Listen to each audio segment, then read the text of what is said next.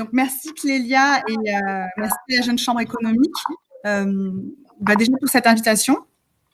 Et sur un thème qui est d'avoir eu l'idée, justement, une bonne idée, le thème de la créativité, puisque avoir des idées, c'est le thème de ce soir. Et effectivement, je trouve que c'est un thème qui est très vaste, donc on va essayer de se contenir dessus, mais qui est crucial déjà en temps normal et je dirais encore plus actuellement, où ça devient presque une urgence d'être créatif. Donc, je vais essayer de développer, de vous présenter ce thème sur générer des idées nouvelles en entreprise et comment aussi développer une culture créative en entreprise. Rapidement, je vais nous présenter, même si Clélia, vous l'avez très bien fait. Moi, je suis Laurie Giacobi. Je suis la personne à gauche sur la photo. Et je co-dirige, j'ai cofondé My Marketing Experience avec Sandy Giacobi il y a 10 ans maintenant. On vient de fêter nos 10 ans. Donc on est, comme vous l'avez bien dit, une agence de conseil et de services en marketing. Et on accompagne spécifiquement les TPE et les PME en B2B. Et en fait, notre mission, c'est, on l'a défini vraiment comme apporter les outils, les techniques aux entreprises, aux petites entreprises pour leur permettre de répondre à ce déséquilibre, puisque souvent les grandes sont très bien équipées et les petites beaucoup moins. Donc ça c'est vraiment notre mission. Et au quotidien, on accompagne ces PME dans la gestion de leur marketing et la création d'idées nouvelles, la mise en place d'idées nouvelles au sein de leur entreprise. Donc voilà, ça concrètement, on aide les entreprises. Pourquoi ? On les aide à aller plus vite en les faisant connaître à leurs bons clients et pour les aider à convertir leurs bons clients et à les fidéliser. Ce soir, donc, on va parler de créativité et j'aimerais quand même remettre dans le contexte aujourd'hui la créativité, à quel point c'est crucial. La créativité, c'est un peu le nouveau Graal des entreprises. Il y a eu une étude LinkedIn Learning en 2020 sur les soft skills les plus prisés des entreprises, alors au niveau mondial et au niveau français. Et la créativité arrivait en tête de liste des soft skills les plus recherchés au niveau mondial. En France, elle se situe à la 3e position, mais c'est aujourd'hui quelque chose qui est extrêmement recherché. Pourquoi ? Parce qu'en fait, la créativité, ça permet, ça on le sait, de générer des idées nouvelles, mais ça permet donc à l'entreprise potentiellement d'être plus performante, d'augmenter sa productivité, d'aider à la résolution de problèmes. Donc ça lui permet de s'armer, on va dire potentiellement, sur des combats qu'on peut mener tous les jours et qui sont, comme on va le voir ici, des préoccupations récurrentes. Donc une concurrence accrue, une guerre des prix, une faible productivité. Et ce aussi à quoi on pense moins souvent, finalement, c'est l'inefficacité d'organisation. Parce qu'en fait, on pense souvent créativité pour trouver des nouvelles idées, on va dire, pour de nouveaux produits en entreprise. Mais malgré tout, la créativité, ça peut aussi aider à créer des process plus performants au sein même de l'entreprise, à avoir une organisation plus performante qui va aider et qui va impacter plusieurs pans de l'entreprise. Par exemple, une meilleure organisation, ça va peut-être aussi aider à limiter la mobilité du personnel, c'est-à-dire le fait qu'il y ait des personnes qui s'en aillent. Il y a également des nouvelles préoccupations qui sont liées à la situation actuelle, donc de crise. Hein. On va la faire courte. Tout le monde sait qu'aujourd'hui, c'est quand même le contexte est plus compliqué. Qu'est-ce qui s'est passé ? C'est que cette crise, on en a parlé il y a pas longtemps, c'est ce qu'on appelle un signe noir, c'est-à-dire que c'est quelque chose que personne n'avait prévu et qui nous tombe un peu sur le coin du nez. Et d'abord, il y a la période où on a perdu nos repères, où l'activité est désorganisée. Certaines entreprises n'ont plus pu vendre du tout. Par exemple, celles qui assurent un service en face à face. C'est très compliqué aujourd'hui alors aujourd'hui ça recommence un peu, mais ça a été compliqué de délivrer ce service. Ralentissement et arrêt des ventes, et on a une offre qui est devenue en fait inadaptée au contexte. Inadaptée au contexte, c'est par exemple vous faisiez des formations en face à face, vous intervenez chez vos clients. Aujourd'hui, c'est plus possible, ça recommence, mais donc il va falloir réinventer quelque chose. Donc, je vais faire une petite parenthèse là-dessus parce qu'il faudra quand même le garder dans votre coin de l'esprit, mais j'ai lu un très bon article hier, donc je voulais quand même vous le partager. C'est que quand on voulait être créatif en entreprise jusqu'à présent, on se focalisait surtout sur un idéal, c'est-à-dire quel est notre idéal. Donc, on était dans une stratégie de l'idéal. Aujourd'hui, on va essayer plutôt, en tout cas en période de crise, de se fonder sur ce qu'on appelle une stratégie du réel, c'est-à-dire qu'on va essayer de regarder surtout ce qu'on a, le problème auquel on a à faire face, et qu'est-ce qu'on peut faire avec ce qu'on a, sans vouloir forcément réinventer la roue. Il y a un exemple qui est très simple, qui est celui de Kodak et Fuji, qui faisaient des films. Vous savez, quand on avait encore les appareils photo avec les films, je pense que tout le monde à peu près a connu les pellicules. Ils faisaient tous les deux ça, sauf qu'à un moment donné, il y a eu une crise. Il y a eu surtout le marché du numérique qui s'est développé. Et qu'est-ce qu'ils ont fait? Kodak, lui, a essayé de persister en se disant je veux continuer à être la star des familles, je vais continuer à persister à la photographie. Fuji, lui, qu'est-ce qu'il s'est dit? À la base, on vient surtout de l'industrie chimique, puisque les films, en fait, c'était des films chimiques. Donc, en fait, Fuji s'est repositionné dans l'industrie chimique parce que lui, il connaissait vraiment qui il était. Donc, ça, voilà. Ça, c'était quand même quelque chose d'important. Donc, Fuji, lui, il a réussi à sortir de la crise parce que il s'est repositionné sur son marché profond, qui était vraiment la chimie. Donc, il s'est repositionné dans le réel, ce qu'on appelle, et pas dans l'idéal. Donc, c'était la petite parenthèse. Je vais pas m'attarder dessus, mais en tout cas, c'était important de le signaler pour la suite. Alors. Donc, cette crise, il y a quand même une bonne nouvelle, c'est que en contexte de crise, les contextes de crise en général sont assez favorables à la créativité. Alors, pourquoi? Parce qu'en fait, le sentiment d'urgence et les émotions fortes, ça crée de la motivation. Et on va voir plus tard que tout ce qui est émotionnel, en fait, ça permet de booster la créativité naturellement.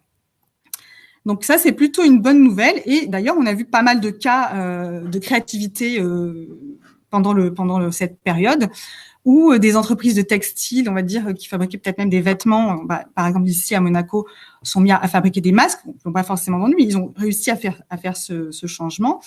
On va dire cet exemple du masque, d'ailleurs, c'est un fabricant de valves qui a mis au point, il a pris le masque Decathlon et il a créé ce masque qui a quand même été extrêmement utilisé dans les hôpitaux. Et plus récemment, j'ai vu l'histoire d'un petit garçon, alors de 9 ans, hein, lui, il est particulièrement précoce dans sa manière de gérer sa créativité, au Kenya, qui vivait en zone rurale et qui a eu, en regardant un reportage sur l'assemblage des moteurs de voitures, qui a eu l'idée de concevoir lui-même, en fait, une machine qui sert à se laver les mains, qui est actionné par une pédale et pour protéger tout son village. Donc, en fait, il n'y a plus tout ce qui est opération manuelle. Et ce petit garçon, juste en faisant des associations d'idées, en faisant fonctionner sa créativité, a réussi à inventer quelque chose qui a aidé tout son village. Donc, c'est ce qu'on se souhaite à tous. Je voulais quand même essayer de commencer par une petite question. Si on peut arriver à l'activer, c'est quoi pour vous la créativité? Parce que c'est un sujet qui est très très vaste. J'avoue que quand on m'a proposé de parler de la créativité, la première chose que je me suis dit, c'est waouh, c'est super vaste comme sujet. Donc on va essayer de le restreindre. Donc j'aurais aimé savoir, soit en chat, soit façon question, s'il était possible d'avoir des réponses sur rapidement, une petite minute, c'est quoi pour vous la créativité? Est-ce que c'est possible? Je vois qu'il y a des gens qui écrivent. On va leur laisser quelques petites secondes. Oui, bien sûr. Je vois que ça s'active.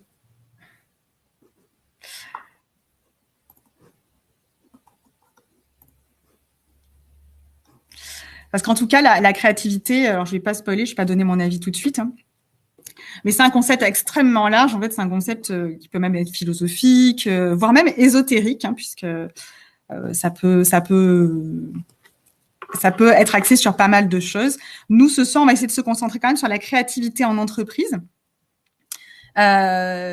qui est déjà très vaste, qui est un sujet très vaste en lui-même, et je vais vous dire, qui se cultive aussi au sein de l'entreprise. Souvent, la créativité, nous, ce qu'on nous dit, c'est Alors, ouverture d'esprit, très bien. Donc, Anna, ou l'ouverture d'esprit. Est-ce qu'il y en a d'autres qui veulent créativité, c'est basé sur un renouveau. C'est intéressant. Est-ce qu'il y a d'autres personnes? La créativité, c'est la nouveauté, le fait de changer, de modifier sa façon de faire. C'est plein de choses en fait. Oui, là, pour le coup, je suis assez d'accord, c'est plein de choses en fait. C'est la faculté de trouver des idées de produits et de services. C'est, je dirais partiellement vrai, c'est innover. Alors là aussi, innover, c'est un sens très large. Il y a plusieurs types d'innovation, mais oui, dans le mot innover, il y a neuf, donc et nouveau. Se réinventer, c'est pas mal. Think out of the box, on y arrive. Celle-là est connue. Ah bah c'est déjà pas mal. Je dirais qu'en fait, il n'y a pas de mauvaise réponse. Tout le monde a donné une réponse qui est déjà la sienne, donc par définition, elle est pas mauvaise.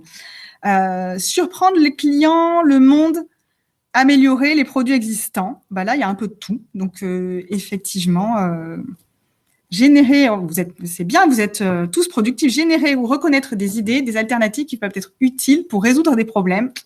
Thomas, je t'ai démasqué. Oui, on se rapproche. Créer quelque chose d'inédit. Très bien. Je vois que tout le monde est très... c'est la disruption.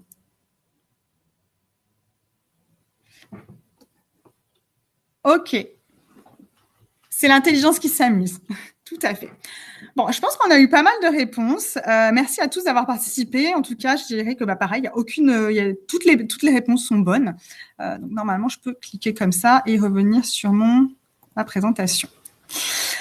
Merci à tous. Et je vais vous donner donc une ou plusieurs définitions. Mais c'est vrai que souvent, la créativité, on l'associe pas mal à l'art, au côté artistique. Dieu merci, c'est pas ça, parce que je me considère pas du tout comme une personne artistique, et pourtant on me dit souvent que je suis assez créative. Donc ça se limite heureusement pas à ça. Et finalement, même les artistes, on va dire qu'ils se contentent on va presque chanter une chanson qu'on leur a apprise, est-ce que c'est vraiment ça là? On peut se poser la question, comparé à d'autres personnes qui vont peut-être pas bien chanter, mais qui vont être très créatives sur d'autres domaines. Donc en tout cas, tout à fait, Sandy. La créativité, c'est l'intelligence qui s'amuse.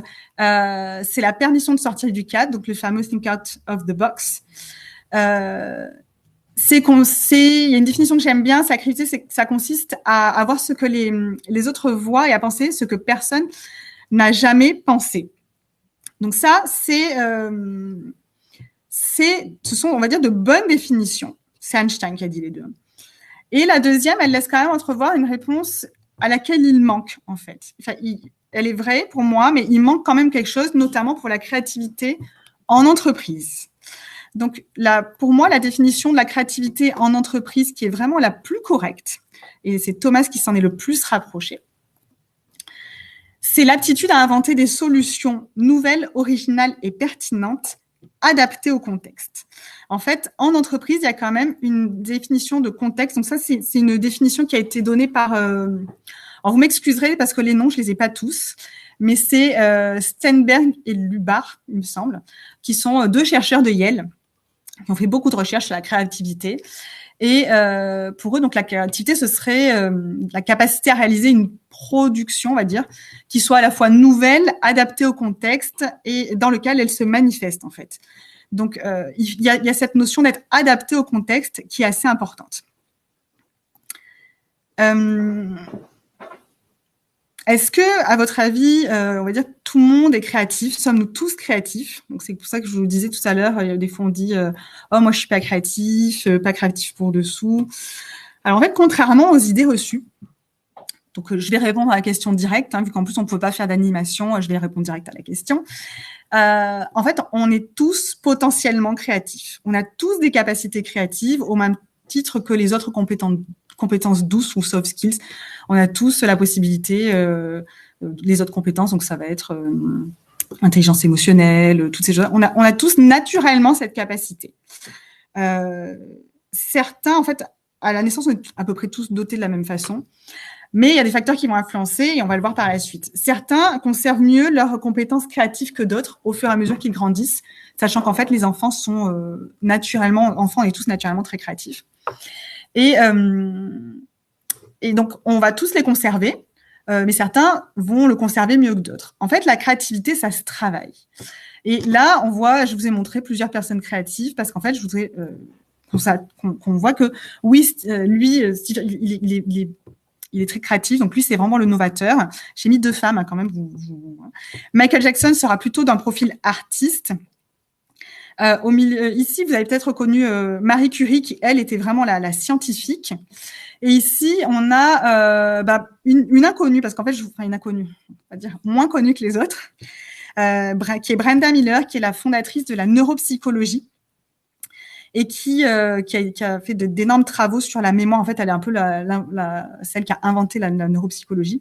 Elle a fait beaucoup de travaux sur la mémoire et elle aussi était très créative puisqu'en fait, elle a fait toutes ses recherches en testant et de manière très créative aussi, en fait. Donc, on peut tous être créatifs avec des profils différents. Quels sont les mécanismes, en fait, de la créativité? Il faut savoir que c'est en fait une aptitude multidimensionnelle, la créativité, qui va dépendre, on va dire, de 4 grandes familles de facteurs, qui sont les facteurs cognitifs. Donc ça, c'est toutes les capacités et les connaissances qui vont faciliter votre pensée créative. C'est les représentations mentales. Donc les représentations mentales, c'est votre capacité à identifier et définir le problème avec par exemple de l'imagerie visuelle. Il va y avoir alors un truc qui est très très important, c'est ce qu'on appelle la flexibilité cognitive. Flexibilité mentale, c'est globalement ce qu'on appelle la pensée divergente, la capacité à générer des idées qui vont sortir du cadre. Et on y reviendra parce que cette pensée divergente, elle est capitale. Elle se cultive aussi, on verra ça dans quelques petits tips à la fin. Et cette pensée divergente, donc cette flexibilité cognitive, c'est la possibilité de générer un maximum d'idées sur un sujet.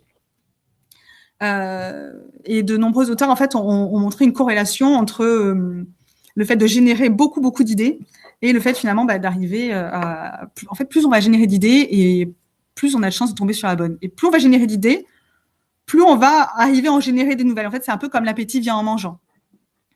Et après, il y a la connaissance. Pour être créatif dans un domaine, il faut quand même avoir un minimum de connaissances dans ce domaine. Si on n'a aucune connaissance dans le domaine sur lequel on doit être créatif, c'est quand même assez compliqué.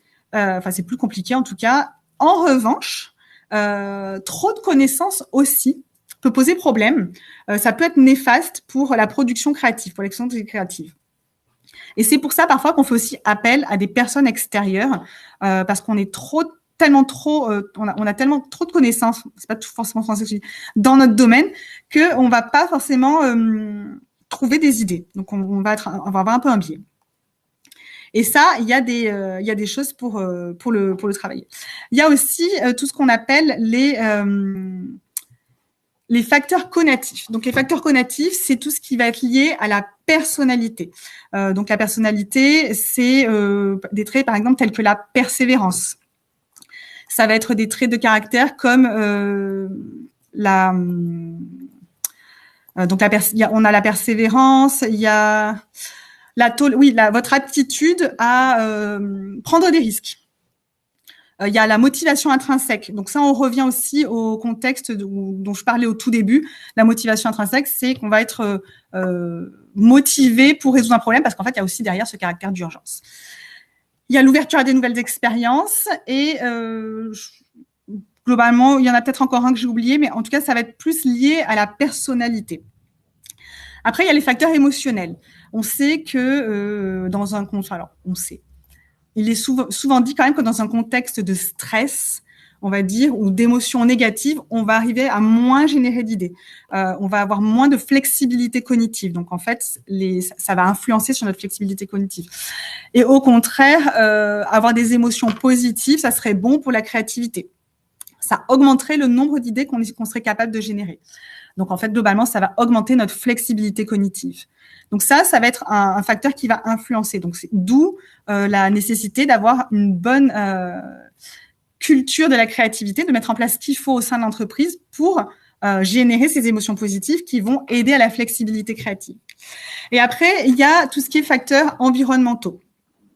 Alors, il y a eu plein d'études là-dessus pour savoir si l'environnement pouvait impacter sur la créativité ou nos capacités, on va dire, à être créatifs.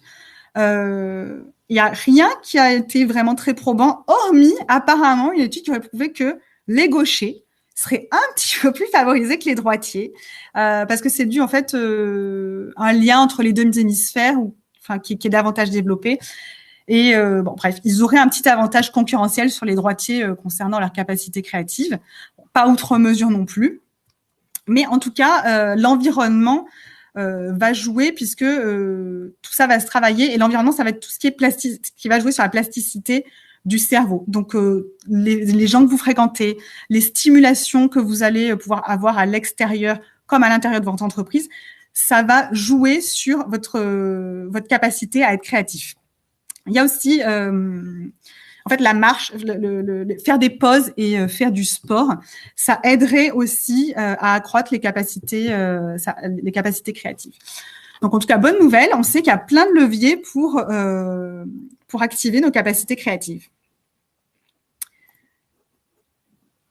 Concrètement, comment ça marche la créativité ? Alors là, je vais essayer de pas rentrer trop dans les détails parce qu'en plus, c'est un sujet qui me passionne. Je suis pas experte en neurosciences, par contre, je m'y intéresse beaucoup. Mais je voudrais quand même essayer de vous expliquer comment ça fonctionne. Alors, c'est pas moi qui ai inventé les théories, mais j'ai tenté rapidement. Il y a eu beaucoup d'études. Bon, déjà, on entend beaucoup parler du cerveau gauche et du cerveau droit. Les cerveaux droits, donc le cerveau gauche, c'est celui qui est tout ce qui est opération logique, tout ce qui est concret, rationnel. Et le cerveau droit, lui, il va gérer majoritairement tout ce qui est l'intuition, la sensibilité, la perception et donc la créativité. On parle aussi souvent de personnes qui sont hypersensibles. J'avais lu il y a quelque temps qu'apparemment, il y avait même des cursus scolaires dans des universités américaines qui étaient réservés à des personnes qui avaient vraiment un fonctionnement cérébral plutôt axé sur le cerveau droit. Donc, les gens prennent quand même ça très au sérieux aujourd'hui. Et en parallèle de ça, il y a ce qu'on appelle les deux systèmes de la pensée. Donc, les deux systèmes de la pensée, c'est le système 1 et le système 2. Alors, je ne sais pas si vous en avez déjà entendu parler. Le système 1 et le système 2, ça a été formalisé, on va dire, par Daniel Kahneman, qui est un prix Nobel d'économie en 2002, mais je ne veux pas dire de bêtises, et qui a en tout cas formalisé cette théorie. Et donc, le système 1, c'est un peu notre pilote automatique. C'est celui qu'on a, c'est-à-dire qu'on va apprendre, et tout ce qui est acquis, après, ça passe en système 1. Et en fait, heureusement qu'on a ce système 1, parce que sinon, par exemple, on sortirait pas de chez nous le matin avant 2 heures de l'après-midi, parce que chaque fois qu'on devrait faire quelque chose, on devrait prendre une décision. Donc, le système 1, c'est le pilote automatique, c'est celui qui est involontaire, qui est fluide, qui est rapide, qui demande très, très peu d'efforts, c'est notre raisonnement par défaut et qui est généré par toutes nos expériences qu'on aura, en fait, appris et qui va nous permettre de faire les choses sans réfléchir. C'est celui que vous actionnez, par exemple, quand vous conduisez votre voiture. Vous réfléchissez pas en même temps que quand vous conduisez votre voiture. Le système 2, alors, c'est très bien et heureusement qu'on l'a. En revanche, une fois qu'il est actif, c'est pas celui qui va nous permettre d'être le plus créatif. C'est celui qui va nous embourber un petit peu dans notre façon, qui va faire qu'on va toujours faire de la même façon. Le système 2, c'est celui qu'on va déclencher quand on est face à un problème qu'on n'arrive pas à résoudre. Parce que le système 1, il n'arrive pas à faire le job. Donc, le système 2, lui, en revanche, c'est celui qui va réfléchir, qui va être plutôt analytique et qui va essayer de trouver des solutions. En revanche, son problème, c'est qu'il est très lent et très énergivore. Donc, c'est pas, comme on a plutôt une tendance à être paresseux, c'est pas celui qu'on va activer en premier. Donc, l'idée, ça va être de trouver quand même aussi des techniques pour essayer d'outrepasser toujours ce système 1 et de faire un peu plus travailler le système 2. Donc, voilà. Ça, c'était pour vous expliquer notre façon de penser. Il y a quelque chose qui va être capital dans la génération, dans la créativité, on va dire, dans tout ce qui est créativité. ce sont les notions de pensée divergente et de pensée convergente. Bon, là, je m'explique. Donc, on l'a dit, hein, c'est pas la créativité, c'est pas réservé à une poignée d'élus. Et ça peut s'exprimer aussi autrement que par les arts. Par contre, la créativité, il y a toujours un mécanisme qui fonctionne quand on génère des nouvelles idées. C'est ce fonctionnement de pensée divergente. Donc ça, je reviens, flexibilité cognitive. Et pensée convergente. Donc, il est capital de séparer les deux. Dans notre process, on va dire, d'idéation, de génération d'idées. Pourquoi ? Parce qu'en fait, la pensée divergente, c'est celle où on va utiliser notre imagination. C'est celle où on va réfléchir, on va se creuser la tête et on va essayer d'avoir un maximum d'idées, mais à la limite, sans les juger. Il y a vraiment cette notion où on ne doit pas les juger. Donc, c'est avoir le plus d'idées possible sans vouloir les trier. Pourquoi ? Parce qu'en fait, si on veut générer des idées et les juger de suite, c'est un peu comme si on appuyait sur la pédale d'accélérateur en même temps qu'on appuyait sur le frein. C'est-à-dire qu'on va accélérer, freiner, et finalement, ça va un peu, ça a tendance à être contre-productif.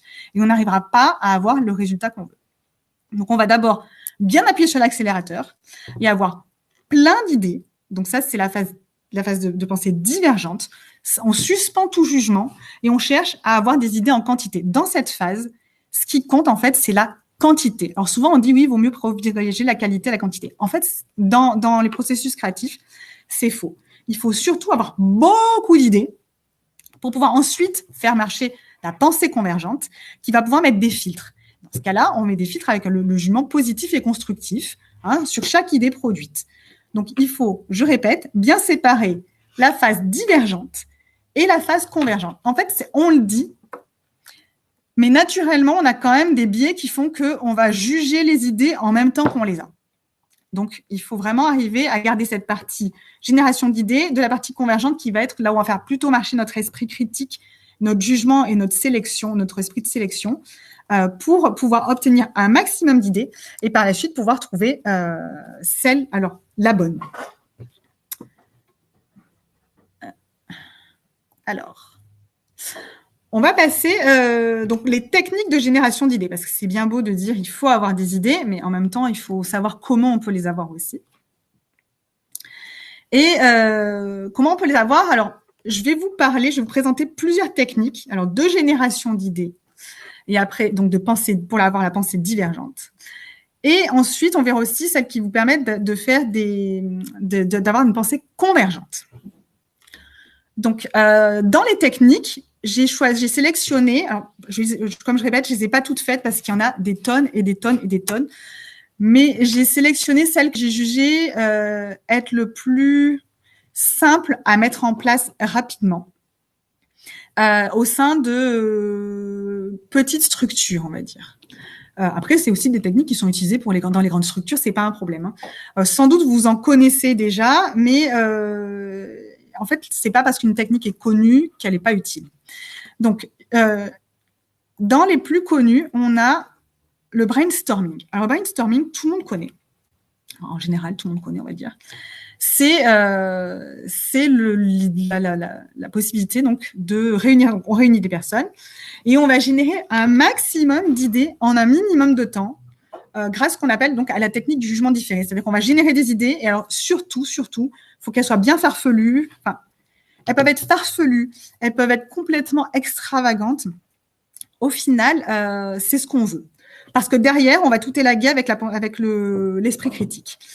Si vous avez alors ça, c'est une image que j'ai sélectionnée. L'image que vous voyez, en fait, c'est une image de ma banque d'images perso, puisque c'est un atelier de brainstorming que j'avais co-animé avec une facilitatrice graphique.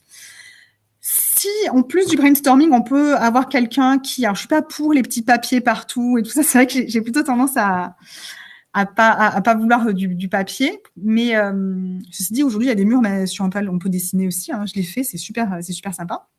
Mais si en plus du brainstorming, il y a quelqu'un qui peut prendre des notes, qui peut voilà, faire des sketchs, ce qu'on appelle, c'est vraiment pas mal. Donc, moi, si vous n'avez pas possibilité, c'est pas mal aussi les facilitateurs graphiques, mais c'est quelque chose qu'on peut très bien réaliser en interne aussi, sans facilitation graphique. Mais l'idée, c'est vraiment de générer un maximum d'idées, sans jugement. Et je le répète, en fait, plus il y en aura, et mieux ce sera. Ensuite, on a ce qu'on appelle le brainwriting. Alors, c'est un petit peu pareil. C'est un peu le même principe, en fait. On va toujours vouloir générer des idées, le brainwriting, sauf qu'on met en plus des conditions. Donc, on a la plus connue, c'est, et d'ailleurs, on l'a faite il n'y a pas si longtemps, on l'a mise en place il n'y a pas si longtemps chez nous, on y a participé, c'est le 6-3-5. Donc, 6 personnes rédigent sur chaque feuille 3 idées en 5 minutes. Donc, en fait, il y a quand même une dimension de temps aussi qui est assez importante. Et ensuite, souvent, ce qui se passe, c'est qu'on va faire passer la feuille à son voisin et derrière, le voisin va apporter sa petite touche personnelle. Ce qui fait qu'en fait, ça va être une méthode qui va forcer tous les membres du groupe à s'exprimer, alors que parfois, dans les séances de brainstorming, tout le monde ne va pas s'exprimer. C'est-à-dire que ceux qui vont prendre la parole, ça sera ceux qui, naturellement, vont plus facilement prendre la parole. Et il y a des personnes qui seront peut-être plus effacées, qui vont pas oser, alors qu'au finalement, dans le brainwriting, tout le monde est obligé de participer. Donc, c'est bien dans ce sens-là d'avoir cet exercice parce que ça force tout le monde à participer et ça force aussi à avoir une réflexion personnelle. Que dans les séances de brainstorming, qui sont très bien, parfois, on va aussi rebondir par rapport à ce que l'autre aura dit avant et ça sera moins personnel. Donc, les deux, pour avoir testé les deux sont vraiment très utiles et apportent de bons résultats. Il y a aussi une technique qu'on a testée qui est la pire idée. Alors pour le coup, j'ai même pas mis de texte, j'ai mis juste une image qu'on a testée. Alors pour vous expliquer, il y a, je sais pas, 1 an et demi environ, on a travaillé sur une très grosse mission chez My Marketing Experience qui était vraiment où on a eu besoin de générer énormément d'idées. Avec un process que je vous expliquerai par la suite, de générer énormément d'idées avec des équipes de travail. Donc, il y a eu beaucoup de départements différents. Il a fallu, je crois qu'on a eu, je sais plus, entre 10 et 15 réunions avec en tout, je pense, entre 60 et 70 personnes. Donc, pas à chaque fois, c'était des petits groupes de travail. Et il a fallu utiliser des méthodes de génération d'idées pour essayer de faire parler ces groupes de travail qui n'étaient pas forcément habitués à un tel exercice. Je pense que c'était la première fois qu'on leur demandait, enfin, peut-être pas la première fois, mais c'était pas si simple pour certains, en tout cas, d'avoir des idées. Donc, on avait plusieurs techniques. Hein. Il y avait celle que je vous ai montrée avant, déjà, pour les brainstorming avec les petits papiers et les grands A3, les grandes feuilles A3. Et on a aussi utilisé la technique de ce qu'on appelle la pire idée. Donc, la pire idée, ça permet un petit peu, c'est globalement, c'est comme son nom l'indique. La pire idée, c'est lorsqu'on ne trouve pas une solution à un problème, parfois, en fait, on va prendre le problème à l'envers, tout simplement. Et prendre le problème à l'envers, c'est dire, OK, on peut pas avoir on peut pas avoir une réponse même farfelue. On va essayer d'imaginer la pire idée qu'on pourrait avoir pour résoudre ce problème. Qu'est-ce que ce serait si vraiment on devait avoir la plus mauvaise idée qu'on pourrait prendre, ce serait quoi? Et en fait, on s'aperçoit souvent que d'inverser la proposition qu'on va faire, ça permet aussi de l'utiliser comme source d'inspiration pour obtenir les bonnes idées. Je vous invite vraiment à essayer cette technique qui paraît complètement étrange, mais en fait, c'est une excellente technique. Déjà aussi parce que ça permet d'évacuer la pression de se dire, d'essayer de trouver la bonne idée d'emblée. Parce qu'en fait, malgré tout, même si on s'autorise à avoir une pensée divergente, et on va voir pourquoi plus tard, on sait qu'on a le droit d'avoir une pensée divergente, parce que c'est l'exercice, mais finalement, on a des biais en nous qui font qu'on a quand même du mal parfois à franchir ce pas, surtout quand on évolue dans un environnement qui n'a pas été fait pour être propice à ça. Donc, déjà, cette technique, elle est vraiment source d'inspiration. Elle permet de décortiquer chaque composant du problème, puisqu'on a pris le problème à l'envers. Ça va permettre de décortiquer chaque composante du problème pour essayer aussi de développer la bonne idée. Et en plus, on va pas se mentir, c'est aussi très amusant. Donc, ça amène souvent des solutions très créatives qui vont pouvoir permettre de se démarquer.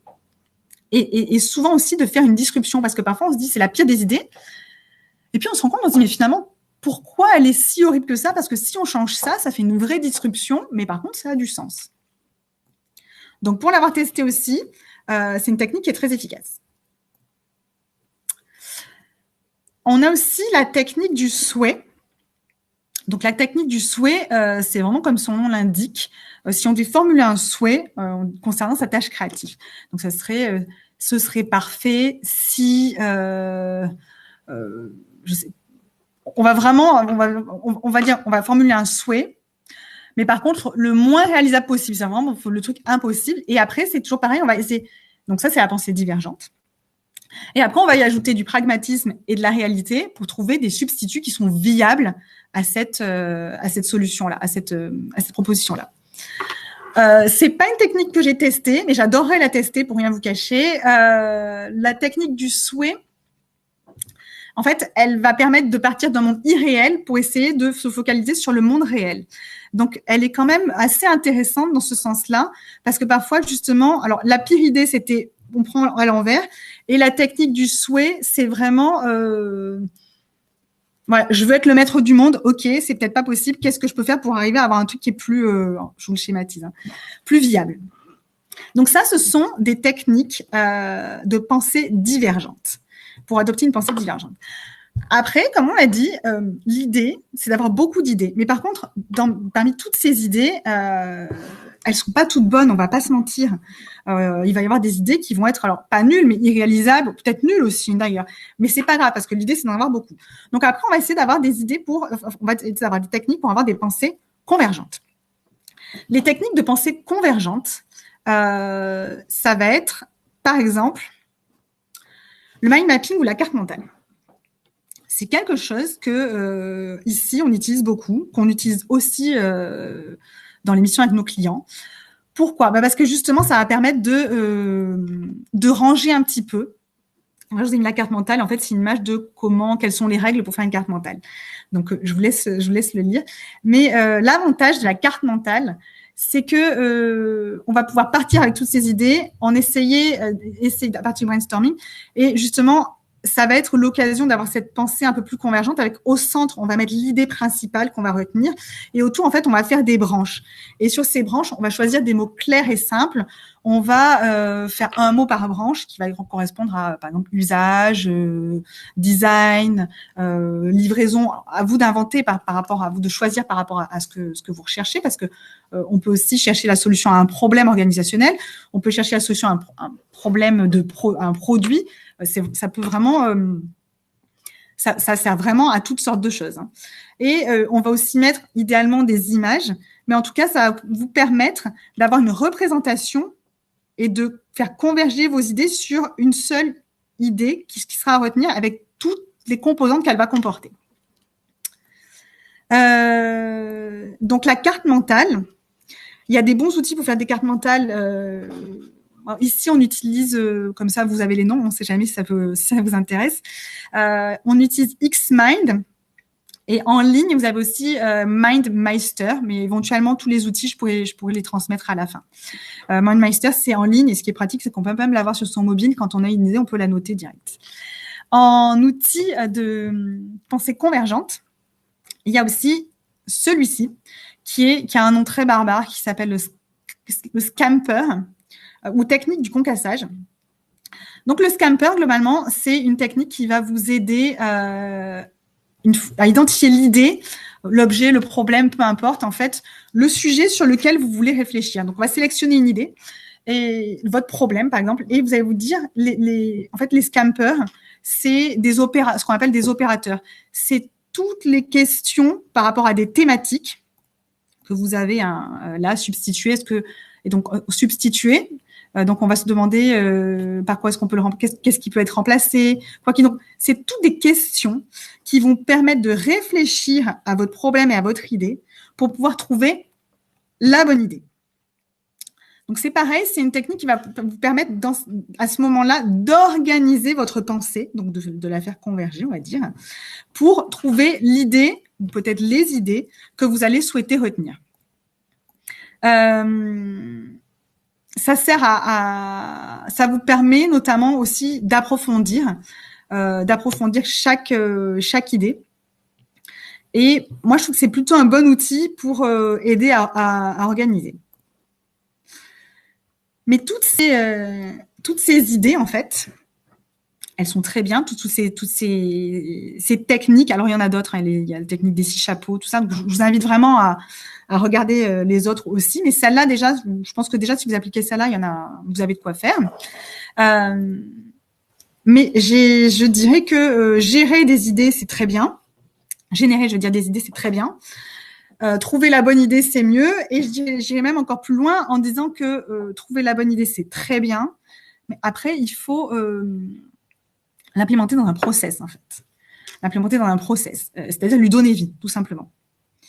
Donc, pour ça, en fait, il y a des techniques, il y a des processus d'idées, des processus créatifs.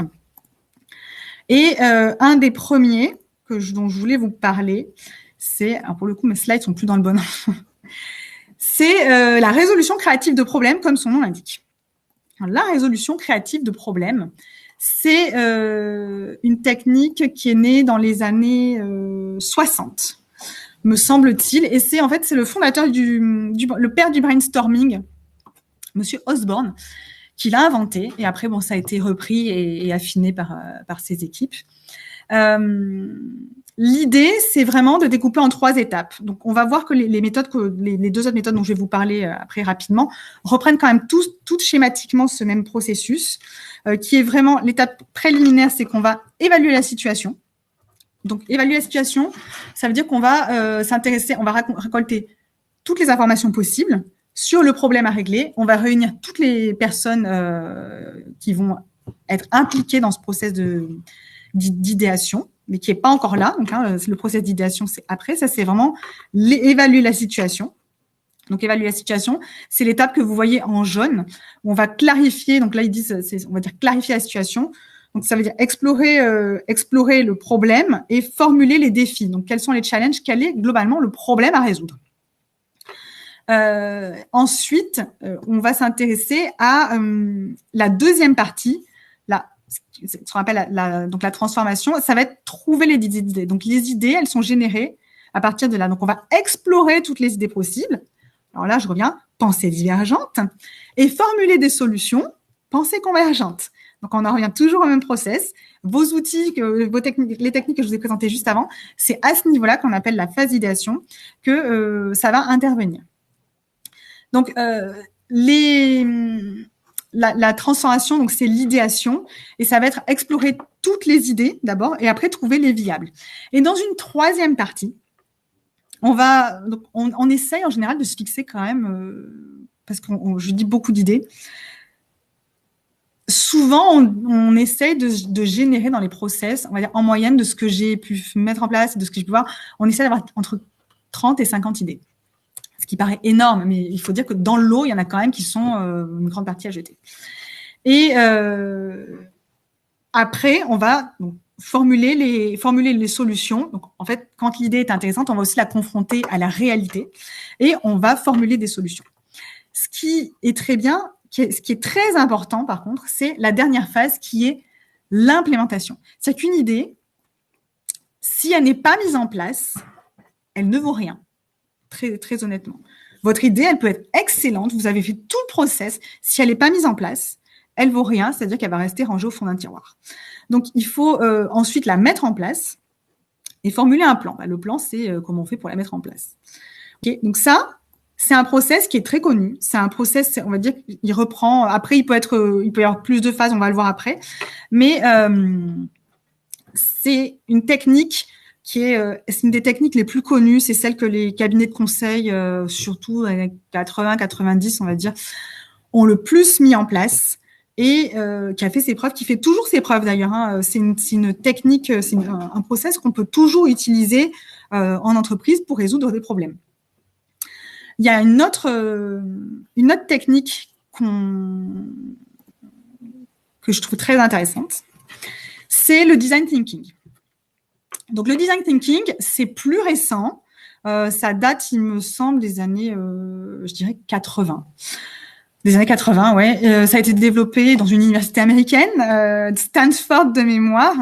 Et en fait, ça reprend les grandes étapes Sauf qu'en plus, c'est la particularité du design thinking, c'est vraiment que c'est centré sur une problématique d'utilisateur. C'est-à-dire qu'il y a quand même l'utilisateur final. Ça se concentre sur un utilisateur final. C'est une technique que moi-même, sur laquelle je me suis formée moi-même d'ailleurs. Et qui, parce qu'aujourd'hui, on parle beaucoup d'expérience client, donc le design thinking est quand même très intéressant là-dessus. Dès lors que vous avez des clients, vous allez parler de l'expérience client ou vouloir vous attarder sur l'expérience client. Et on retrouve quand même les trois grandes étapes qui sont la première, la clarification. Donc globalement, ça sera celle-ci. Sauf que là, en plus de définir le problème comme dans la précédente méthode, on a une partie où je l'ai en anglais, hein, où on empathise, on utilise son empathie en fait. Parfois même, on parle aussi aux utilisateurs. On va dire qu'il y a tous des outils anthropologiques dans le design thinking, mais si on questionne pas directement les utilisateurs, on va vraiment devoir se mettre à leur place parce que ça, c'est vraiment ce qui définit ce process. Dans cette phase ici, c'est la partie d'idéation, donc c'est comme dans le process précédent. Et ici, ça va être l'implémentation. La différence quand même, c'est les questions. Donc les questions, on dit que le design thinking repose sur 4 grandes questions qui sont what is. Donc what is, c'est vraiment, on fait le point de la situation. What if, c'est la partie idéation, c'est la pensée divergente. Mais ensuite, ce qu'on va faire, c'est what was, c'est qu'on va prototyper. Ce qu'on ne fait pas forcément dans la version précédente. On va prototyper, on va faire des prototypes, on va designer soit des produits, soit on va designer, on va dire des prototypes. Et après, on va tester pour voir ce qui fonctionne vraiment. Et là, en fait, c'est là où on confronte sur le marché. Alors, j'ai lu une question, j'y répondrai après parce que du coup, elle a disparu de mon chat. Mais oui, le design thinking, c'est pour une technique de gestion de l'innovation, absolument. Mais ça fait partie des process dans lesquels les techniques de créativité sont intégrées. Pour répondre à la question de Lionel, et j'espère que j'ai bien répondu.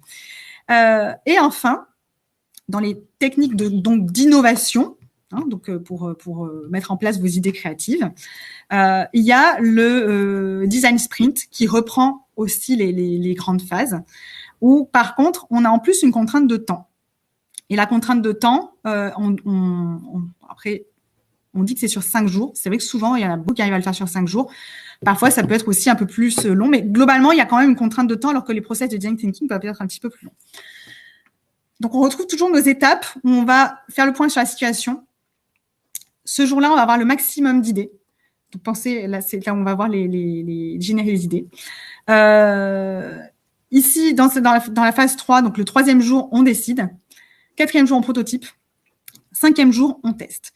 Donc là, il y a vraiment une notion de temps. C'est une technique qui est beaucoup plus récente puisqu'elle a été développée dans ces 10 dernières années par une personne qui travaillait qui était designer chez Google Ventures, donc GV maintenant, qui s'appelle Jake Knapp, et qui permet de reprendre cette technique et de le faire sur 5 jours, on va dire, très rapidement.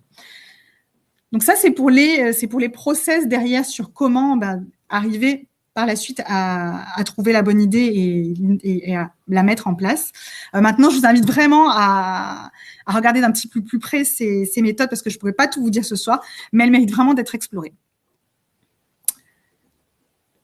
Comment doper sa créativité au quotidien? Parce qu'en fait, c'est un peu une injonction. Il faut être créatif. Tout le monde doit être créatif. On cherche des créatifs. On veut recruter des créatifs.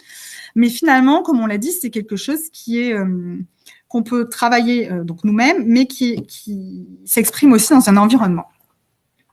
Donc, j'aimerais quand même vous faire part d'une stat qui est d'une étude Steelcase, qui disent que 57% des collaborateurs français aimeraient être plus créatifs dans leur travail, mais les entreprises ne le leur permettent pas suffisamment, bien que les dirigeants affirment le contraire. J'ai gardé la fin de la phrase parce qu'elle m'a beaucoup amusée, ce qui prouve que il y a des dirigeants quand même qui, j'imagine que certains doivent mettre les conditions qu'il faut, mais on pense peut-être offrir un environnement créatif ou la possibilité d'être créatif. Mais en fait, la possibilité d'être créatif, c'est pas juste dire « sois créatif, je t'en donne l'autorisation ». Il y a quand même une grande partie, je crois que c'est 3/4 des salariés qui étaient interrogés dans cette étude, ils disaient quand même qu'ils faisaient appel à leur créativité, il me semble, tous les jours ou au moins une fois par semaine, notamment pour résoudre des problèmes complexes. Ça n'allait pas au-delà, mais globalement, on observe quand même que il y a des points qui font que dans l'environnement de travail, l'étude a montré que la configuration de l'espace de travail, la charge de travail et un troisième point dont je me souviens plus, le processus de management, en fait, le processus organisationnel, étaient des facteurs quand même qui parfois pouvaient être des freins à la créativité. Donc, par exemple, quand on a une très grande hiérarchie, parfois ça peut être un frein à la créativité. On a montré que les structures un peu plus horizontales étaient plus propices à la créativité. Maintenant, ça ne veut pas dire que dans des entreprises où il y a beaucoup de hiérarchie, on peut pas mettre des petites bulles ou de créativité. On va dire, aujourd'hui, pour dire qu'on est tous au même niveau et que ça peut générer on peut se permettre d'être créatif.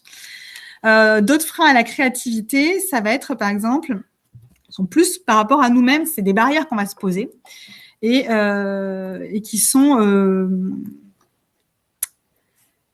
la peur de l'échec, la peur du jugement, et c'est pour ça que toutes les techniques, la peur de l'effort m'a beaucoup fait rire, mais c'est vrai. C'est que des fois, on est quand même naturellement assez paresseux. Et finalement, être créatif ou générer des idées, c'est ce que j'évoquais au début, c'est que moins on nous demande d'en avoir, moins on va en avoir parfois. Parce qu'en fait, si on est dans un environnement de travail, on nous demande jamais d'avoir des idées, et puis d'un coup, on dit, il faut être créatif. Ça va pas venir comme ça. On n'a pas été entraîné à avoir des idées. Donc, ça va peut-être pas revenir. Et justement, on va peut-être avoir peur de l'inconnu, du jugement, de tout ce que vous voulez. Donc pour ça, c'est pas quelque chose qu'on va pouvoir mettre en place automatiquement. Cela dit, il y a quand même des pistes pour cultiver la créativité au sein de l'entreprise. Alors, je vous en ai mis quelques-unes, qui sont pas exhaustifs.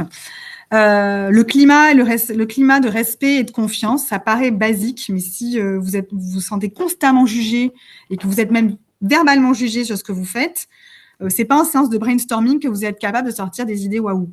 Une organisation plus horizontale, c'est que souvent on est plus amené à être, on va dire, à pouvoir se laisser aller avoir des idées et encourager à avoir des idées. Un environnement de travail convivial, ça m'a toujours, personnellement, quand j'étais salariée, par exemple, c'est très compliqué de se dire qu'il faut qu'on ait des idées entre 9h du matin et 18h le soir, ou d'avoir des idées sur commande. Ou même, ça peut être par rapport à au lieu de notre travail. Parfois, être au calme à la maison, donc j'ai mis ça c'est work from home et work from anywhere. Parfois, en fait, sortir, c'est aussi, ça peut amener à être beaucoup plus créatif. Donc là, on en revient à l'environnement. Et au fait, peut-être dans un environnement plus calme, plus serein, où on va être plus à même de générer des idées. Donc, pour des brainstorming, on peut très bien sortir du bureau, faire des réunions à l'extérieur. Il y a aussi ce qu'on appelle, alors ça, c'est plus à deux, pour discuter à deux qu'en groupe, le coworking. Donc, on va sortir et on va discuter d'une idée. Parler, échanger, mais pas simplement au moment où il faut avoir des idées, en fait. Et parler, échanger, je dirais même entre les services et les départements, parce que c'est la génération d'idées nouvelles en entreprise. Souvent, ça va impacter, on va peut-être interroger plusieurs personnes de plusieurs départements. Chez nous, je peux vous dire aussi ce qu'on a mis en place. On encourage énormément à la curiosité, parce qu'en fait, la curiosité, c'est vraiment un précurseur de la créativité. Donc, chez My Marketing Experience, on a par exemple ce qu'on appelle les Discovery Friday. Discovery Friday, c'est un rendez-vous tous les vendredis, comme son nom l'indique, où chacun d'entre nous doit partager avec... Alors, bien sûr que si on loupe un vendredi, c'est pas horrible, hein, mais d'ailleurs, on n'en loupe aucun. On a même plutôt tendance à rajouter des jours dans la semaine. On va partager quelque chose qu'on aura appris et qui nous aura enthousiasmé durant la semaine. Ça peut être un fait divers débile. Ça arrive pas très souvent, mais en général, on se partage des choses. Au début, j'avais mis la règle de quelque chose professionnel, qui parfois un outil, par un outil de professionnel. C'est rare que ce soit professionnel au final. On va plutôt se partager des infos sur des choses qu'on va lire à côté et qui vont être sur les hommes préhistoriques parce que y en a qui sont passionnés de ça, un truc sur la philo, ça peut être sur l'invention de la baguette de pain. En fait, un jeu qu'on aura testé, qu'on aura aimé, tout ce qui nous aura en fait enthousiasmé et qu'on aura envie de partager avec les autres. Parce qu'en fait, ça stimule l'ouverture d'esprit, ça stimule la soif de découverte et globalement, c'est ça qui va vous aider à aussi d'autres idées. Et montrer l'exemple pour les sociétés où il y a plusieurs collaborateurs, c'est-à-dire que le dirigeant lui-même et les managers, on va dire, ça leur incombe aussi d'être créatifs. Faut pas que ce soit que aux exécutants d'être créatifs. La créativité, comme je disais, c'est pas forcément quelque chose qu'on va cultiver que dans l'entreprise, mais c'est quelque chose qu'on peut faire au quotidien. Et au quotidien, ça va être. Donc là, je vais un peu plus loin. Mais c'est toujours pareil, comme c'est quelque chose qui se cultive, c'est quelque chose qu'on va vouloir faire dans notre vie de tous les jours. Et dans notre vie de tous les jours, en fait, il y a plein de choses qu'on peut faire pour casser un peu son système 1 et booster un peu son système 2, j'ai envie de dire. Ça va être de casser un peu les routines pour booster ce qu'on appelle sa plasticité neuronale. Donc, l'idée de faire des choses différemment, de sortir un peu de sa zone de confort ou de changer ses habitudes, c'est que ça va vous obliger à créer des nouvelles connexions neuronales. Donc, les nouvelles connexions neuronales, ça va aussi, ça vous aider à être dans les meilleures dispositions pour avoir plus d'idées. Sortir de sa zone de confort, c'est pas forcément grand-chose. C'est pas aller, par exemple, en zone de panique. Mais moi, déjà, je vais vous dire ce soir, prendre la parole, c'est un petit peu sortir de ma zone de confort. Pourquoi ? Parce que d'habitude, c'est pas 90% du temps, c'est pas moi qui le fais, c'est mon associé. Donc, ce soir, c'est moi qui le fais et je suis en train de créer des nouvelles connexions neuronales. Donc, je suis très, très fière de moi. Ça peut être aussi, je sais pas moi, chanter parce que vous savez pas trop, mais prendre la parole. Donc, prendre la parole en public, chanter, changer vos habitudes, c'est des choses toutes simples. C'est comme changer de trajet quand vous allez au travail le matin. Vous avez toujours le même trajet, vous le faites automatiquement, et un matin, vous dites non, je vais changer de trajet, aujourd'hui, je vais passer par un autre trajet. Si vous avez une place fixe à table, ça, je l'ai testé il n'y a pas très longtemps, vous avez une place fixe à table, et essayez de vous dire que ce soir, vous mangez, tout le monde change de place. Voilà, ça, c'est casser un petit peu sa routine.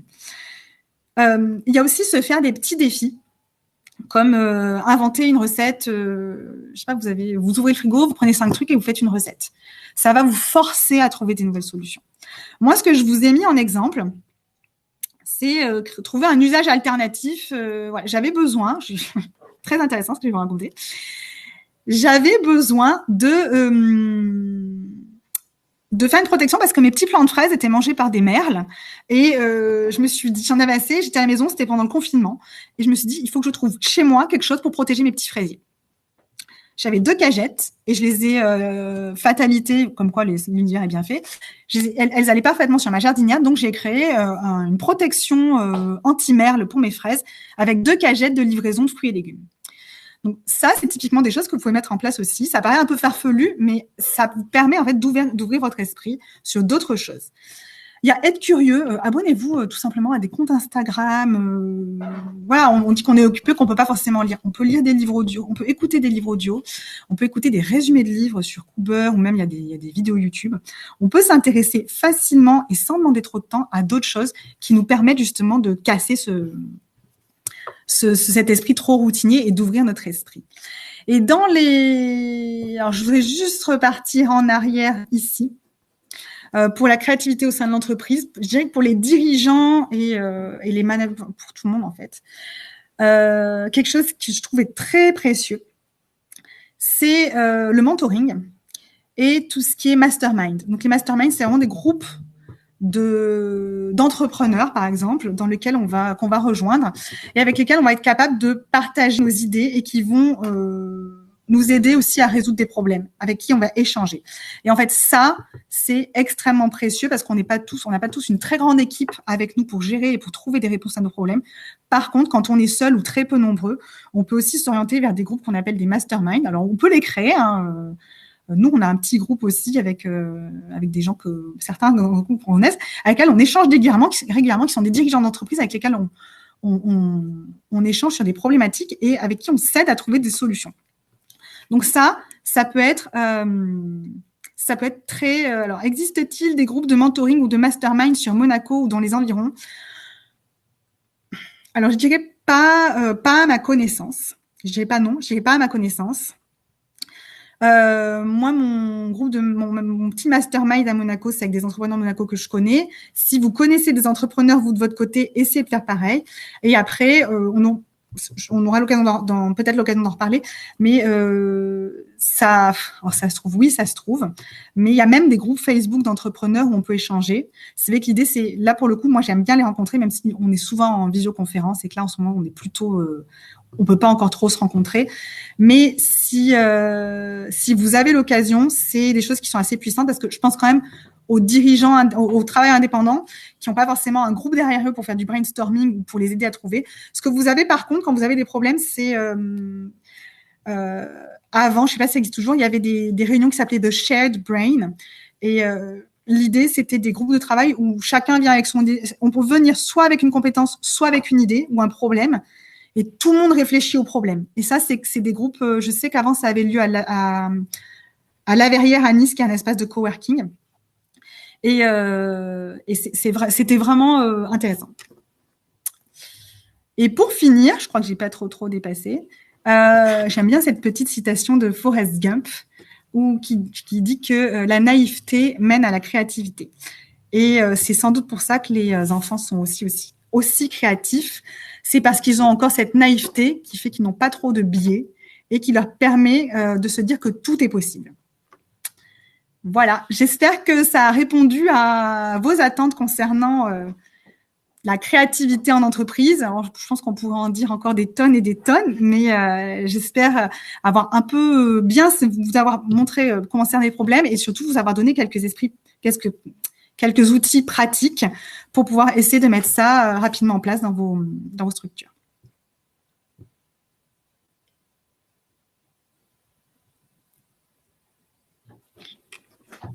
Merci beaucoup, Laurie. Merci beaucoup. N'hésitez pas, les participants, si vous avez des questions. Oui. Il est temps. Nous sommes dans les questions-réponses. Donc, s'il y a quelque chose qui vous a marqué.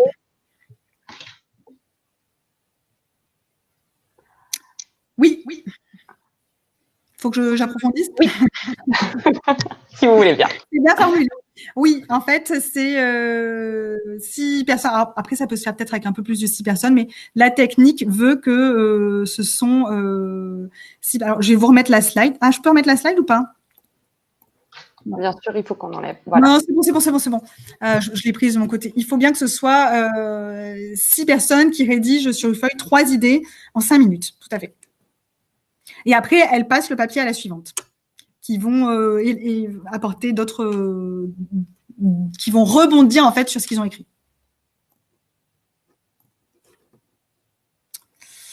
Nous pouvons utiliser ce process dans le cadre d'un brainstorming, il me semble non. Lequel de process, pardon? Alors, la pire des idées, oui, tout à fait. En fait, le brainstorming, c'est pas forcément, on demande pas forcément d'avoir la pire idée. Par contre, la pire idée, ça prend aussi les codes du brainstorming. C'est-à-dire, l'idée, c'est de donner des mauvaises idées. Est-ce que ça répond à la question?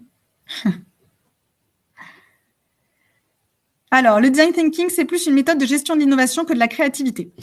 Alors, le design thinking est une méthode de gestion de l'innovation, mais il me semblait quand même important de présenter quand même une ou deux, bon voilà pour le coup 3 méthodes sur, ok, on a des idées, mais derrière, comment on peut les mettre en place?